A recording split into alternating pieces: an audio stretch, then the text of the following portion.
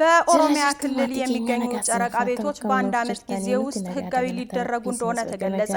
የኦሮሚያ ክልላዊ መንግስት ለጨረቃ ቤቶች የባለቤትነት ማረጋገጫ አረማላን ቀበዴ ኡፌ ሴተኒ ዋና ሁንደ ኬሰን በርባቺሱ ኬሰቱ ወረ መነ ቀብደ ወረ ለፈ ቀብደ ሁንዱማ ኬሰን ወረ ሲን በርባቺሱ ጀቹዳ እና ባሉበት ህጋዊ ሊያደርግና የባለቤትነት ማረጋገጫ ሰነድ ሊሰጥ መሆኑን ቪዲዮ አርማኑሊ ከና መንግስት ምክር ቤት ወይም ጨፌ ኦሮሚያ ባካሄደው 6ኛ የስራ ዘመን 5ኛ ዓመት 3ኛ መደበኛ ጉባኤው መመሪያውን አጽድቆ ለክልሉ መሬት አስተዳደር ቢሮ መላኩን ገልጿል። እነዚህን ህገወጥ ቤቶች ህጋዊ የማድረግ አሰራር ከከተሞች ፕላንና መሰረተ ልማት ጋር ፈጽሞ ሊጻረር በማይችል መልኩ ብቻ እንደሚከናወን የሚያትተው መመሪያው በክልሉ ከተሞች የመሬት ሊዝ አዋጅ መሰረት አስፈላጊው ክፍያ ከተፈጸመ በኋላ ሂደቱ እንደሚጀመር ያመለክታል። በዚህ መሰረት አመልካቾች ከጥር 24 ቀን 2005 ዓ.ም ጀምሮ ያለውን የሊዝ ውዝፍ የቤት ግብርና ቅጣቶችን መክፈል እንደሚኖርባቸውና ክፍያውን በአንድ ጊዜ መክፈል ለማይችሉ በሁለት ዓመት ውስጥ በአራት ዙር እንዲያጠናቅቁ በመመሪያው ተፈቅዷል።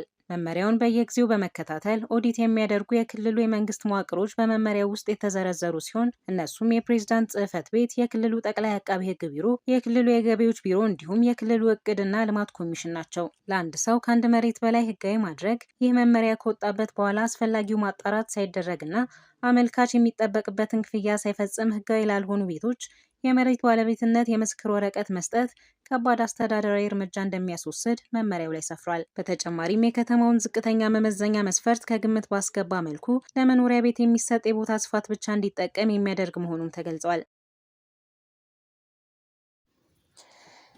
አገፈተኒሚ ቪዲዮ ከነ ኢረዴቢ ስርት አገፈታ ሲንጀራ ሚዲያ ረት ገሩን አርጊተኒ ባኤ ኬሰኒ Egaa keessattuu jechuudha obboleewwan keenya biyya hambaa jirtan baay'een keessan jechuudha. Hin beektanii wal beekna baay'een kan lafa bitattanii mana bitattanii bakka mana ijaaramaa lafa duwwaa qabdanillee baay'eetu jira. Egaa akka ageessan bara 2005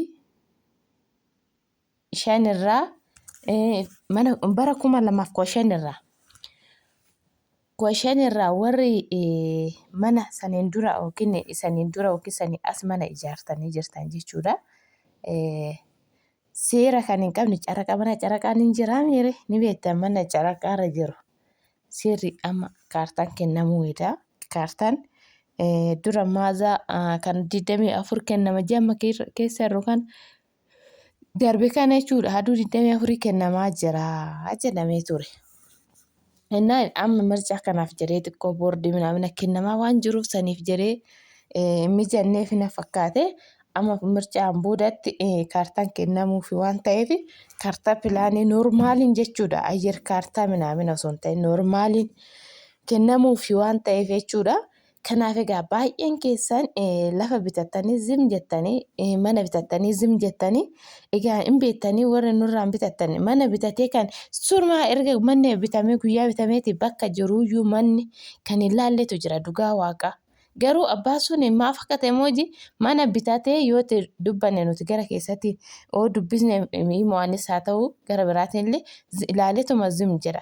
Yookiin maatiin itti kalaayee gibiran kaffallee maatiin itti kalaayee yookiin mana san xumuree fi manni amma obboleewwan keenya baay'eetu bitataa mana san itti kalaa'anii kan itti kalaayeetti illee kiraa kennatee hin jira amma fixate jechuun mana fixamaa bitanii amma obboleettiin keenya nama 2-3 mana kiraa kennatan. 2,200 jechuun ji'a isaaniitti itti uffatu. Meerikaashuma 2,200 nuu kennan waggaatti meeqa ufa jechuudha herreega 24,000. Maaliif 2,200 miti manni isaan yaadamu bakka ijoolleen biyya hambaa jirtan hin beektu namaa yaaddu bakka isaanii haganaan jiran malee kiraa 7,000 gibbii muluu kenninaan jechuudha biyya keessatti. Gibbii muluu kenninaan lafa mana zim jedheetu. Mana ammoo gaarii ta'e kwaalitii isaa eeggatee adaama qorqoorroo afaa ijaarame 5,000 gadi hin jiru akkana ol seenuun asallaa keessatti jechuudha. Kanaaf kuni amma seera qabeessa go'uufi waan ta'eef caraqaan piliis obboleewwan keenya kan nurraa bitattanii qofaa miti hundi keessanuu warra bitattanii kinoo maatiin keessan achuma zim jedhee gibira hin kaffallee amma nama meeqa gibira kaffalaa hojjaa zimma jedhanii deebisee ayyer kaartaatti baafaddaa jedhanii zimma jedhanii lafti kun booda mootummaan akka fudhatu dhageessaniirtu. Mootummaatu isinirraa fudhata mana kana yookiin ayyer kaartaa takkaatti baafaddaatoo maqaa keessaniin gibira kaffaladhaa gibirri amma inumne ganaa kaffalamaa jira ganaadha jechuudha. Seerri yoo kenname immoo maqaa keessanii yeegidda ayyir kaartaan jiraachuu qaba. Zim jettanii too bittanii too kan ayyir kaartaan jijjiirratin hin jira. Maqaa keessanitti abbaa sanirra kan hin jijjiirranne hin jira baay'een keessan jechuudha. Amma boleetii keenya kaasuun tokko kan xumuruu fi ofuma ishiitii callistee jechuudha. Kanaafiyyuu amma seeratti deebi'aa jira waan ta'eef Oromiyaa kililii jette Oromiyaa keessatti jechuudha. Kanaaf warri lafallee ta'e lafallee ayyir kaartaa qaba waan ta'eef ayyir kaartaa isin hin jedhu maqaa keessanitti jijjiirratan abbaa lafaa sanirra. Kuma soddoma maal qofa bichaa fixa jechuudha isa jijjiirrachuuf. Innaa seeratti baafattanii akkas godhaayii hin badinaayii zim jettanii birrii keessan gannaxanii lafatti akkatti fiddan hin beektanii birrii keessan zim jettanii gannaxanii akka hin boonye booda jechuudha. Ammuma tana seera itti godha bakka ayyir kaartaa jechuun hin turu jechuudha. Guyyaa 2-3 uffatu nama kan namni farramu tokko hin jira. Deebisee ganda santu farrama. Waraqaan hin kennama eenyummaa kaartaa jechuudha. Saayitiin manichaan kennama waan guddaa isinitti fudhatu miti jechuudha. Kuma 30 biyyaansi yoo baastan kuma 30 tana baasuu isinii wayyamoo kuma 100 kuma 800 kuma 900 kuma 400 lafa bitanii toora isinirraa fudhachuudha. Akkasuma amma seeraan kennamaa jira. Kanaafiyyuu warri baafachuu barbaadan amma dafaa baafaddaa ta'u mana keessan lafa keessa seeratti godhaa isiniin jira. Akka isiniin darbine akka hin boonye booda akka ijoollee gisee san adaamaa jechuudha. Gibirri kinoo bara sanirraa jalqabee gibira kaffaluu baachuu keessan ilaalama. Yoo gibira hin kaffalle walitti qabaa gibira kan bara bitameetirraa kaasee gibirri hin kaffalamaa jedhamee jira.